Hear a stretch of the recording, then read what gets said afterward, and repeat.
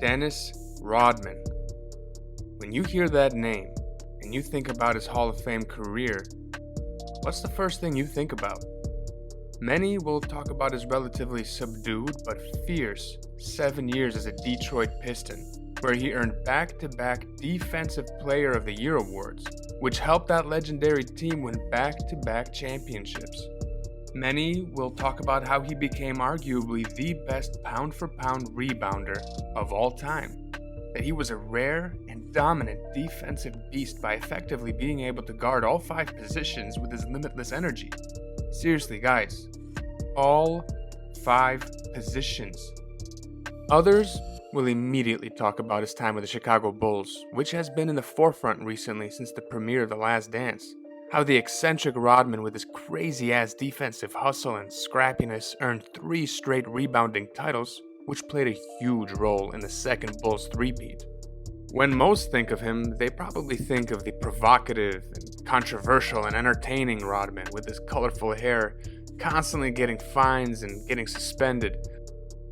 And, of course, how he is so good on defense that as an unlikely diplomatic hero, Rodman will defend us all from nuclear war with North Korea. Happy birthday to you. Happy birthday. But I do believe there is a chapter in his career that doesn't get the attention it deserves, and that is his 2 tumultuous yet underrated seasons with the San Antonio Spurs. Before we go any further, if you like this video, subscribe and hit that like button. I would very much appreciate it. So, just a few years before David Robinson got his front court partner of his dreams in Tim Duncan, he had Dennis the Demolition Man Rodman after the Spurs traded for him in exchange for All-Star Sean Elliott, who, oddly enough, the Spurs got back in a trade just a year later. In the 1994 and 95 seasons that Rodman wore that Spurs jersey, they piled on 55 and 62 win seasons. Although the Spurs were already a solid team, they weren't good enough to be considered contenders. Their main issue was that the team didn't have any good rebounders with the exception of David Robinson, who averaged 11.7 rebounds per game. The next highest rebounder on the team averaged 5.8 rebounds. Upon joining the Spurs, Rodman transformed the team's biggest weakness into one of its biggest strengths. Rodman led the charge in that department by averaging a whopping 17.3 rebounds per game, which netted him his 3rd straight rebounding title, as well as an all-defensive second-team selection, and got the Spurs to 55 wins despite losing in the first round to the Utah Jazz team led by John Stockton and Karl Malone. The team got even better next season and were considered true title contenders in what would be Rodman's second and final season with the Spurs. Rodman only played 49 games that year due to injuries he received in an intoxicated motorcycle accident and suspensions by the team due to him butting heads with Greg Popovich, who at the time was the general manager of the team and not yet the legendary head coach he would become just 2 seasons later. Despite all this, Rodman still managed to earn an All-NBA third-team selection as well as the All-Defensive first-team spot. He also won his 4th straight rebounding title, averaging 16.8 rebounds per game, and led the league in rebounding percentage with 29.7%, which was his personal best for his career. In addition to all that, he also averaged a very efficient 57% from the field that year. His play helped the Spurs and MVP David Robinson to 62 wins and the Western Conference first seed. They very quickly and efficiently swept the Denver Nuggets in the first round, and the Los Angeles Lakers posed very little problems for the Spurs in the second round. They then ran into the eventual champion and resilient 6th-seeded Houston Rockets in the Western Conference Finals as the favorites to win that series. It was a scrappy 6-game series of which 3 games were decided by 5 points or less. But ultimately, the famously clutch Houston Rockets, led by a dominant Hakeem Olajuwon, proved too much for the Spurs.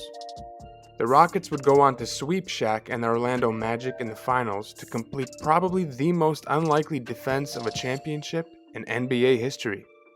When the season finished, Popovich proceeded to trade Rodman for pennies on the dollar to the Chicago Bulls, where he would go on to win another 3 championships.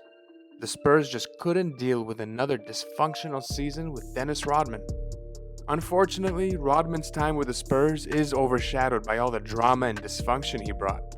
How he wouldn't join the team in the huddles, would miss the team meetings, would miss the team bus.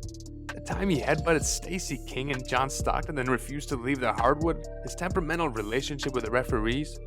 How about the time he threw a bag of ice at then coach Bob Hill? There was also his highly publicized 2-month relationship to Madonna, letting her in the locker room, in the hotel room, just all the publicity stunts. It really does go on and on. And even though the fans did embrace Rodman, his antics and stark contrast to David Robinson just didn't fit the team's legendary culture. Here's Rodman talking about his differences with Robinson. I got red hair, pink hair, blue hair, this, and I'm doing this, going out, having a good time, and then go on the court and grab 20 rebounds a game. And he used to say, dude, I need to talk to you about God. I'm like, okay. So we sat down one day at a restaurant, and he was saying, if you just understand that this is a type of city where people love to go to church. They're not very edgy and the whole spiel. And I said, well, okay, great, cool. I said, I can't live that life. He went on to discuss how the team came close to winning the championship, but ultimately, the risk of acquiring him just didn't pay off, even though they did get so close. Rodman was very critical of the team after the fact in his book, Bad as I Wanna Be. The team just didn't have the heart to do what the Pistons did when I was in Detroit. The team got a lesson in playoff basketball, and I got another lesson, on what it's like to be sold out and left hanging, alone, to take the blame for the team's whole failures. It's all appearances and image, and I wasn't representing the Spurs the way they wanted to be represented. He also discussed the Spurs' coaching failures in the '95 playoffs. Bob Hill was going with a 9-10-man rotation. You don't do that in the playoffs. You don't sit me out for long stretches when I'm the team's best rebounder, best defensive player, and the only guy standing there with 2 championship rings. It's ridiculous. You play 6 or 7 guys in the playoffs and make sure your stars are out there for 40 minutes a game. That's the only way you can win. He also did not hold back in talking about some of the hurt he felt towards his teammates after the Spurs suspended him for Game 4 for not joining the huddle. None of the guys stood up for me. I lost a lot of respect for the guys in that team when that happened. They left me out there hanging just to save themselves. They knew it wasn't good for the team to make me sit out. They knew what I did wasn't the worst thing in the world, but they didn't have the guts to stand up and say something. And Rodman, in his words, doesn't seem to mind not winning in San Antonio too much, as he stated. It could have worked, but it didn't work. I'm thinking to myself, thank God we didn't win a championship in San Antonio. I thank my lucky stars. Because if I would have won a championship with San Antonio, I would have still have been there. I never would have made it to the Chicago Bulls, and Chicago wouldn't have won those 3 championships. So it's a blessing in disguise.